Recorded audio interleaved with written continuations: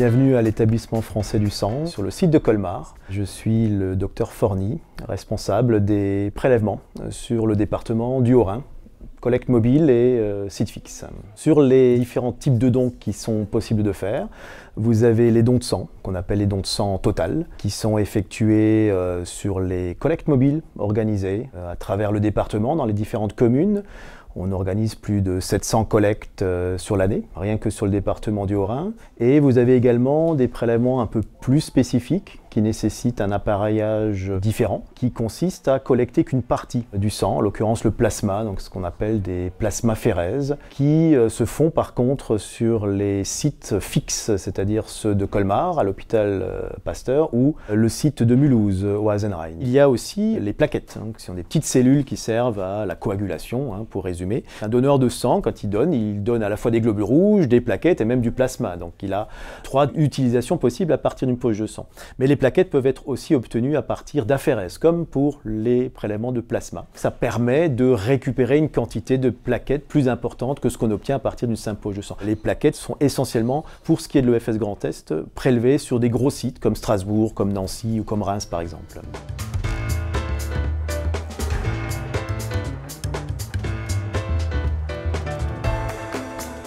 Alors le plasma, au niveau du sang, c'est la partie liquide.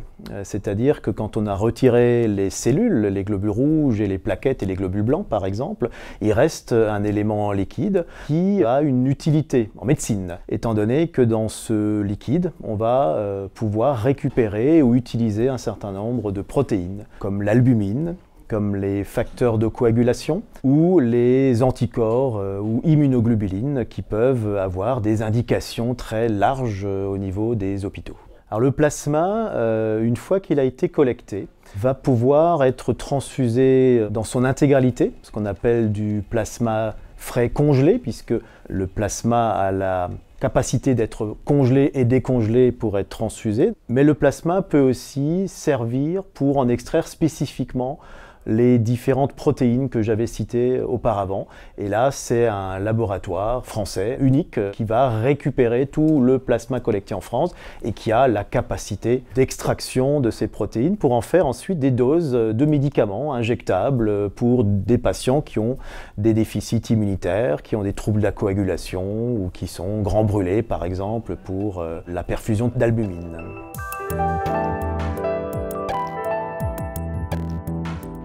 Comment se passe un don de plasma? Pour ceux qui ont déjà fait des dons de sang, ça se passe au départ de la même façon. C'est-à-dire que le donneur qui se présente, son état de santé est évalué avant le prélèvement par un médecin pour s'assurer que son état de santé est compatible avec un prélèvement, qu'il soit un prélèvement de sang ou un prélèvement de plasma, les conditions sont les mêmes. Ensuite, le don de plasma proprement dit s'effectue donc par une technique de récupération du sang, comme pour le don de sang, sauf que avant qu'il passe dans la poche, ce plasma va être filtré dans un appareil de façon automatique et en système clos qui permettra cette filtration d'en récupérer donc le liquide, le plasma dans la poche, mais de rendre les globules rouges au donneur. C'est pour ça que c'est un prélèvement qui dure plus longtemps qu'un don de sang puisqu'il faut laisser le temps de réaliser cette séparation, cette restitution des éléments sanguins. Au niveau national et même au niveau international, ce sont des prélèvements qui voient leur demande s'accroître ces dernières années, particulièrement par rapport à une famille de protéines que j'avais évoquées, qui sont les immunoglobulines. Bien que le don de sang est le produit majoritairement transfusé, bien entendu, et donc cette demande, si on la fixe au niveau urinois, nous avons entre 200 à 250 prélèvements de plasma nécessaires par semaine, répartis sur les 2 sites de Colmar et de Mulhouse. À Colmar, nous faisons entre 120 et 150 prélèvements de plasma par semaine. L'avantage aussi du plasma par rapport à un don de sang, c'est qu'on peut donner beaucoup plus fréquemment. C'est-à-dire que le don de plasma peut être effectué tous les 15 jours. On peut donner jusqu'à 24 fois par an en plasma sans aucun problème pour le donneur.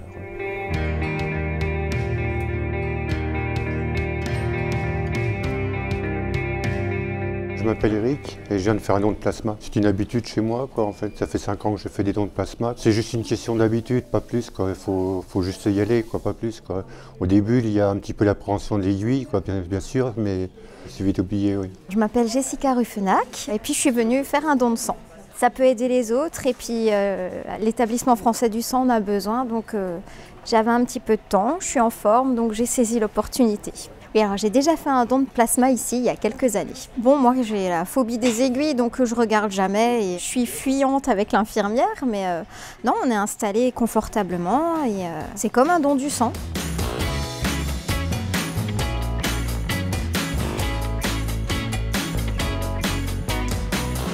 Il faut être majeur, donc il faut avoir 18 ans pour pouvoir donner du plasma, et on peut donner jusqu'à 65 ans révolus.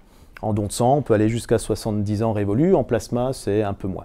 En dehors de l'âge, il y a aussi une condition de poids. Il faut faire au moins 50 kg pour pouvoir donner aussi bien du sang que du plasma. Il faut évidemment que ce que l'on prélève n'entraîne aucune conséquence pour le donneur. Et après, il y a des conditions médicales. Notamment, on peut évoquer quelqu'un qui est anémique, qui manque de globules rouges, qui n'a pas assez de globules rouges, va pas forcément être compatible avec un don. Il y a aussi toutes les pathologies d'origine cardiaque. Il faut être en bonne santé pour donner son sang. Après, la bonne santé inclut surtout l'absence de pathologies graves.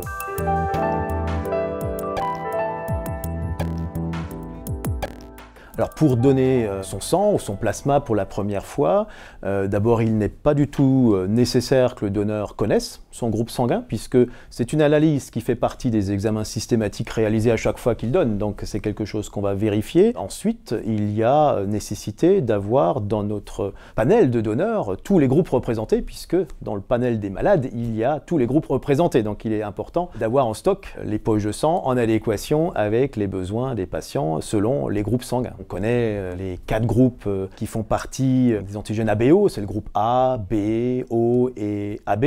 La population sait que le O est ce qu'on appelle le donneur universel, notamment le O négatif.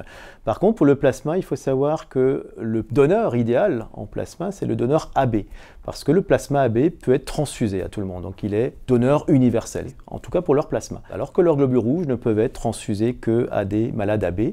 Donc les donneurs AB, ils ont un double intérêt à donner régulièrement en plasma, en l'occurrence.